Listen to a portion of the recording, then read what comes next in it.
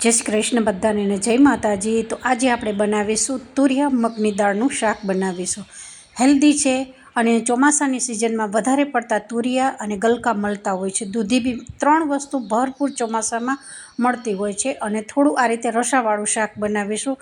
બહુ તેલ નહીં, બહુ મસાલા નહીં, સિમ્પલ પણ સ્વાદ સાથે ભરપૂર આપણું શાક તૈયાર થઈ ગયું છે। જુઓ, આ શાક આપણે બાજરીના રોટલા જોડે, ભાખરી જોડે ખાઈ શકો છો। અને અહીંયા મેં મારા શાકમાં થોડો રસો બનાવ્યો છે, થોડો ગળ્યો સ્વાદ આપ્યો છે, થોડો ખટ્ટો સ્વાદ આપ્યો છે। તો જરૂરથી વિડીયોને સ્કીપ ના કરશો, લાસ્ટ તક જોશો તો તમને ખબર પડશે કે આમાં કઈ સામગ્રી નાખી છે અને કેવી રીતે આપણી સબ્જી તૈયાર થઈ ગઈ છે।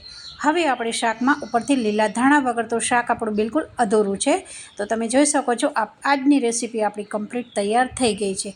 હવે આપણે તુરિયા દાળનું શાક બનાવવાનું છે। તો એમાં સામગ્રી જોઈ લઈએ। 250 ગ્રામ જેટલા તુરિયા લીધા છે, ડુંગળી, ટામેટાં, મીઠો લીમડો છે, મરચાં છે, મગની દાળ લીધી છે, પોણી ચમચી જેટલી મગની દાળ લીધી છે। મેં મારા માપ પ્રમાણે લીધી છે, પણ તમે કેટલા તુરિયા લેતા હો એ પ્રમાણે તમારી ક્વોન્ટિટીમાં તમે બધી વસ્તુ અહીંયા લઈ શકો છો। તો આટલી સામગ્રી જોઈ લીધી છે। જુઓ, આ રીતે મોટી છાલવાળા આવતા હોય છે, જાડી છાલવાળા એને તુરિયા કહેવાતા હોય છે, અને જે પતલી છાલવાળા આવતા હોય છે એને ગલકા કહેવામાં આવે છે।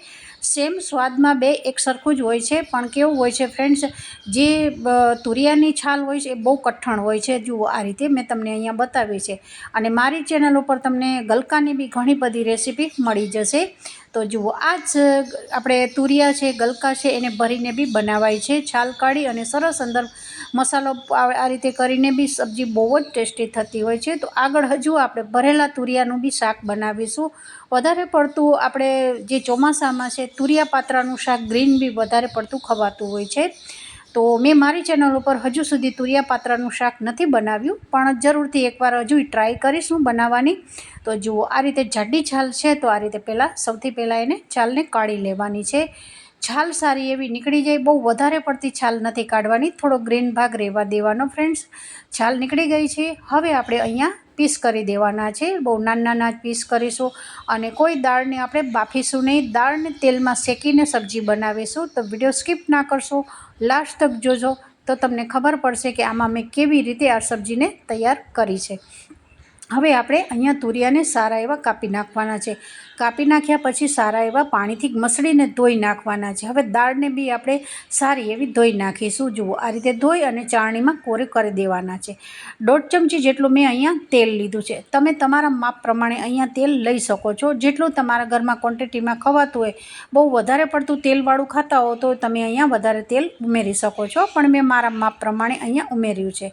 તેલ સારું થઈ ગયું ત્યાર પછી હિંગ નાખી, રાઈ નાખી છે। રાઈ હિંગ સારી એવી તતડી ગઈ ત્યાર પછી અહીંયા મેં ખડા મસાલા નાખી દીધા છે, અને હવે આપણે અહીંયા ખડા મસાલા તેલમાં સતળાઈ ગયા ત્યાર પછી લસણ નાખ્યું છે, પછી મરચાં નાખ્યા છે, આપણે સૂકા મરચાં બી નાખ્યા છે, અને અહીંયા લીલા મરચાં બી નાખ્યા છે। બહુ જ સરસ ટેસ્ટ આવે છે। આમાંથી જે વસ્તુ તમને પસંદ ન હોય એ તમે સ્કીપ કરી શકો છો, પણ મેં અમારા ઘર પ્રમાણે જે અમે અમારી રીતે ખાઈએ છીએ એ રીતે મેં સબ્જીને બનાવીએ છીએ। તો જુઓ, સારું એવું બધું તેલમાં શેકાઈ ગયું ત્યાર પછી આપણે ડુંગળી નાખવાની છે। ડુંગળી, ટામેટાં બધી વસ્તુને આપણે જોડે નથી નાખી દીધી। જુઓ, ડુંગળી છે એકદમ સારી એવી તેલમાં શેકાઈ ગઈ, થોડું અહીંયા લસણનો સુગંધ આવી રહી છે, અને ડુંગળીની બી એકદમ શેકાઈ જવાની સુગંધ આવે પછી જ આપણે અહીંયા ટામેટાં ઉમેરવાના છે। તો જુઓ, આ રીતે શાક તમે વઘારશો ને એકવાર તેલમાં શેકીને, અને કોઈ દિવસ ડુંગળી અને ટામેટાને જોડે નહીં નાખવાના। એથી શું થાય છે, ડુંગળી કાચી રહી જતી હોય છે, મોટી રહી જતી હોય છે, અને સ્વાદમાં બિલકુલ સારું શાક બનતું નથી હોતું। હવે જે મગની દાળ લીધી છે એને આપણે અહીંયા તેલમાં જ સાતળી દેવાની છે। જુઓ, આપણે શું કરતા હોય છે, બાફીને નાખતા હોય છે, ઘણા ઘરોમાં બાફીને બધી વસ્તુ કઠોળની હોય છે એ ઉમેરતા હોય છે, તો એનો સ્વાદ છે બિલકુલ સારો નથી આવતો। સ્પીડમાં શાક બનાવવું હોય તો એ કામ તમે કરી શકો છો। જુઓ, અહીંયા સારી એવી મેં લગભગ 3 થી 4 મિનિટ સુધી ધીમી આંચ ઉપર આ રીતે દાળને થવા દીધી હતી। જે ડુંગળી, ટામેટાં, ગરમ મસાલો, જે વસ્તુ આપણે લસણ તેલમાં સાતળ્યું છે એમાં જ દાળને એવી સારી એવી સાતળી દેવાની છે। હવે સારી એવી દાળ એકદમ થોડી સોફ્ટ થઈ ગઈ છે અને મસાલા સાથે ભળી ગઈ છે, ત્યાર પછી રૂટિંગ મસાલા કર્યા છે।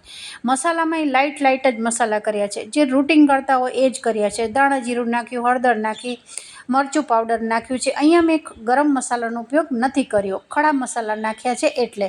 હવે અહીંયા મારે થોડો ખાટો અને ગળ્યો સ્વાદ દેવાનો છે સબ્જીમાં, તો 2 ચમચી જેટલું ખાટું દહીં ઉમેરી દીધું છે। લગભગ અડધી ચમચી જેટલો ગોળ ઉમેર્યો છે. આ તમે સ્કીપ કરી શકો છો. તમારા ઘરમાં આ રીતે ગોળવાળું અને દહીંવાળું ના ખવાતું હોય તો તમે સિમ્પલ મસાલાની ગ્રેવી કરીને બી આ સબ્જીને બનાવી શકો છો. હવે અહીંયા સારો એવો મસાલો, દહીં, ગોળ બધુંય મિક્સ કરી દેવાનું છે. હવે આપણે અહીંયા થોડું પાણી ઉમેરીશું, કારણ કે મસાલા છે એને થોડા આપણે ચેળવવાના છે. લગભગ અહીંયા અડધી વાટકી જેટલું મેં પાણી ઉમેર્યું છે. પાણી ઉમેરવાથી સારા એવા મસાલા છે એનો કચાશ છે એ બધી દૂર થઈ જશે. અને હવે આપણે આને ઢાંકી લગભગ અને 5 મિનિટ સુધી ધીમી આંચ ઉપર થવા દેવાનું છે. પછી અહીં આપણે જોવાનું છે કે આપણું તેલ છે એ સારું એવું ઉપર ફૂટી રહ્યું છે. જુઓ, તમે જોઈ શકો છો એકદમ સરસ નીચે ચોંટવા માંડ્યું છે અને બધા મસાલા છે એની એકદમ સુગંધ આવી રહી છે, કારણ કે ખડા મસાલા નાખ્યા છે એટલે એકદમ સરસ સુગંધ આ ગ્રેવીમાં આવી રહી છે. હવે આપણે અહીંયા તુરિયાને ઉમેરી દેવાના છે. મારે આ શાક રસાવાળું બનાવવાનું હતું, થોડું ઘાટું બનાવવાનું હતું, એટલે મેં અહીંયા 2 વાટકી પાણીનો ઉપયોગ કર્યો છે. પણ તમે અહીંયા એકદમ ડ્રાય બનાવવા માંગતા હો તો 1 વાટકી પાણી નાખી, અને દાળ છે હજુ આપણી 50% જેટલી જ થઈ છે. હજુ આપણા તુરિયા કાચા છે અને દાળ બી કાચી છે, તો એને પકાવવી ખૂબ જરૂર છે. લાસ્ટમાં સ્વાદ અનુસાર મેં અહીંયા મીઠું નાખ્યું છે, સૌથી લાસ્ટમાં ઉમેર્યું છે. તો જુઓ, એકદમ સરસ ડ્રાય બનાવ્યું હોય આગળ કહ્યું એવી રીતે 1 વાટકી પાણી નાખીને બી તમે આ શાકને બનાવી શકો છો. તો આ રીતે તમે દાળ ભાતની જોડે બી આ તુરિયાનું શાક, તો પછી એમાં દાળ ભાતની જોડે તમારે દાળ નહીં નાખવાની, ફક્ત તુરિયાનું શાક બનાવવાનું. હવે જુઓ, અહીંયા મારે રસો બનાવવાનો છે તો 2 વાટકી જેટલું મેં અહીંયા પાણી લીધું છે. લગભગ આને હું 5 થી 6 મિનિટ સુધી અથવા 7 મિનિટ સુધી ધીમી આંચ ઉપર હું આને શાકને થવા દઈશ, કારણ કે રસાવાળું બનાવવાનું છે, દાળ કાચી છે, તુરિયા કાચા છે. તો જુઓ, 1 વાટકી પહેલાં નાખી, ફરી બીજી વાટકી મેં અત્યારે ઉમેરી દીધી છે. 2 વાટકીમાં મારે જેવું એકદમ થીક જોઈશે, રસાવાળું શાક જોઈશે એ આસાનીથી બની જાય છે. તો જુઓ, હવે આપણે આને ઢાંકી અને 6 થી 7 મિનિટ ખોલવાનું નથી, ધીમી આંચ ઉપર જ આ રીતે સબ્જી બની ગઈ છે. સબ્જી થોડીક ઠંડી થઈ પછી તમે આ રીતે જોઈ શકો છો, એકદમ ઘાટી સબ્જી આપણી તૈયાર થઈ ગઈ છે. તુરિયા દાળનું શાક મેં બહુ વધારે પડતા મારા ઘરમાં જે ખવાય છે એ જ રીતે બનાવેલું છે. બહુ તેલ નથી ઉમેર્યું, બહુ વધારે પડતા મસાલા નથી કર્યા. હા, સ્વાદમાં બહુ જ સરસ છે. તેલ મસાલો એવું નહીં હોતું કે તમે વધારે નાખો તો જ શાકનો સ્વાદ આવતો હોય છે. થોડા તેલ મસાલા ઓછા નાખો તોય શાકનો સ્વાદ એટલી મીઠાશ જ આવતી હોય છે. હવે તમે જોઈ શકો છો આપણું શાક સારું એવું તૈયાર થઈ ગયું છે. ધાણા વગર તો બિલકુલ આપણું શાક છે એ અધૂરું છે. તો ફ્રેશ ધાણા આ રીતે ઉપરથી ઉમેર્યા છે. અને આ આપણું જે ચોમાસામાં બનતું, વધારે પડતું ચોમાસામાં તુરિયા આવતા હોય છે એમાંથી જ એક સબ્જી આ તુરિયા દાળની તૈયાર થઈ ગઈ છે. ખીચડી ઘરે બનાવતા હોય છે તો મગની દાળ તો આપણા ઘરમાં હોય જ છે. તો બધાને જય શ્રી કૃષ્ણ.